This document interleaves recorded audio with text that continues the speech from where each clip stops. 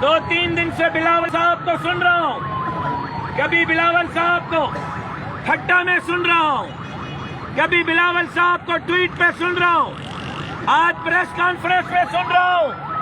बिलावल साहब, मुझे पता चल गया है आपसे इस वक्त आपके दिल दिमाग पे न अमेरिका है, न चाइना है, न पाकिस्तान है, न हुकूमत साजी है, आपके दिल दिमाग पर ये मौलवी सवार है। मौलवी,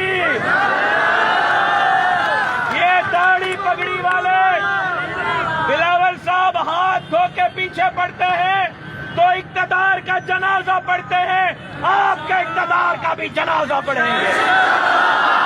हम पुरअमन थे, हम पुरअमन हैं, हमने बम धमाके बर्दाश्त करके, गोलियां खा के, जनाजे उठा के अमन अमान हाथ से जाने नहीं दिया, आइंदा भी अमन अमान हाथ से जाने नहीं देंगे। सीडीए ने फैसला किया है, जमीयत उलमा ने फैसला किया है, दीगर इत्तेहादियों ने फैसला किया है, मंगल वाले दिन, कल इतवार है, परसों पीर है, मंगल को हर तहसील हेडक्वार्टर्स में जबरदस्त एहतजाजी मुजाहरे होंगे।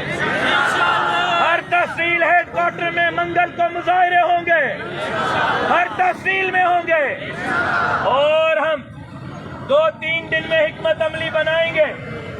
और जो मैंने कहा था 10 लाख, घर जाके तैयारी करें, अगला धरना जरदारी साहब के घर के बाहर देंगे।